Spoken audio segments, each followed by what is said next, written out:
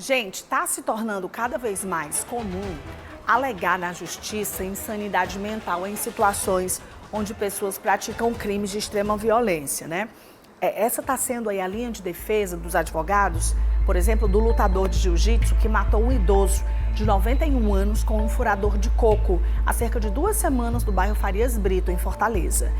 E essa tática também foi adotada em vários outros casos, como mostra a reportagem do Marcelo Moreno. São 7h44. 2 semanas após perder o avô, assassinado brutalmente em um condomínio no bairro Farias Brito, Daniel guarda com carinho as lembranças de seu Bidu, no cantinho favorito em que ficava. Que era o local que meu avô costumava ficar desde quando ele chegou aqui no condomínio, em 2001.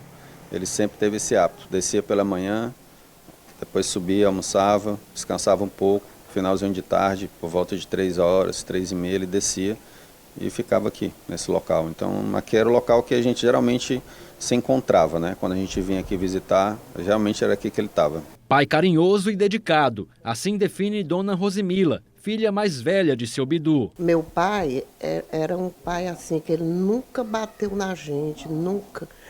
O meu pai era assim, tudo que ele fazia era em prol dos filhos.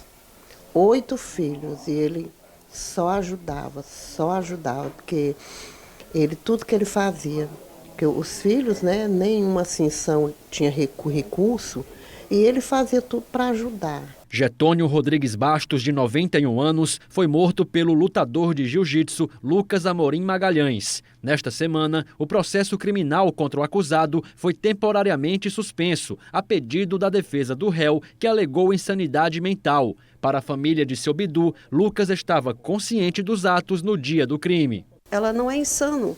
Ela fez tudo premeditado, tudo por uma fúria, né?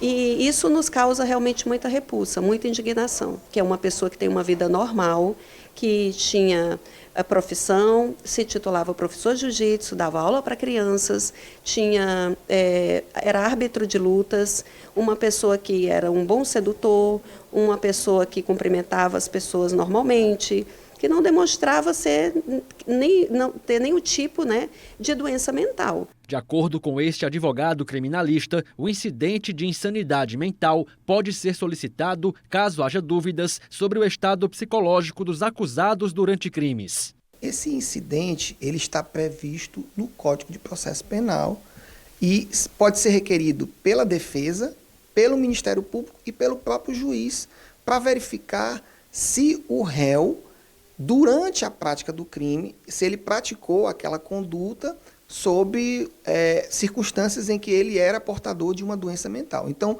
o objetivo do incidente é justamente que seja feita uma perícia por um médico oficial do Estado, com todo o aparato, para identificar se aquela pessoa é portadora de uma doença mental ou não. Se ficar caracterizado como uma pessoa portadora de doença mental, o juiz, na sentença, poderá encaminhar esse indivíduo para o cumprimento de uma medida de segurança num hospital de custódia e tratamento psiquiátrico, pelo prazo mínimo de 1 a 3 anos e pelo prazo máximo de 30 anos. A estratégia também foi adotada pelas defesas de Antônio Márcio Ribeiro Parente, que matou a esposa, Cristiane Lameu e Silva, na frente do filho, em fevereiro, e de Francisco Aurélio Rodrigues, autor do assassinato de Francisco Misael Souza da Silva, decapitado dentro do JF em abril. Antônio Márcio terá o laudo analisado pelo Conselho de Sentença durante julgamento, sem data definida. Já Francisco Aurélio teve a alegação negada. No entanto, segundo o advogado, não há condições adequadas para a custódia de condenados com insanidade mental comprovada. No Ceará existe um hospital psiquiátrico, que é o Instituto Governador Estênio Gomes, porém não possui condições adequadas, né? A bem da verdade, não possui condições adequadas, como a maioria dos estabelecimentos criminais penitenciários no nosso país. Tanto que existe uma resolução do Conselho Nacional de Justiça, desde o ano passado, determinando o fechamento gradual dessas entidades hospitalares, né? E só para se ter uma ideia, aqui no Ceará existem cerca de 130 pessoas cumprindo essa medida de segurança, sendo que cerca de 20 já poderiam, inclusive, ter saído do estabelecimento, mas por uma série de problemas, como, por exemplo, muitos deles não têm familiares que queiram acolhê-los, né? Então, existe um problema muito grave em relação a essa situação nesses hospitais psiquiátricos. Aqui no Ceará não existem boas condições. Avaliar a história de vida, verificar patologias psicológicas e as condições em que elas se manifestam são requisitos para atestar insanidade mental, que nem sempre está ligada com atos de violência, segundo especialistas. O conceito de violência é um conceito bem mais amplo. A gente precisaria estudar aí desde as nossas raízes antropológicas até as raízes sociais para dar conta do que é a violência, né? Na justiça, o que a gente tem visto muito é uma tentativa aí dos advogados, da própria justiça, de atribuir atos criminosos, né, violentos, ao aspecto da saúde mental.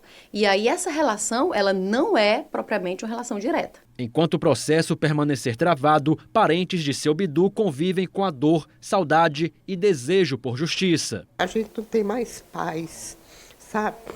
Parece assim que nós morremos assim dentro de nós, sabe? Toda a nossa solidariedade à família do seu Bidu.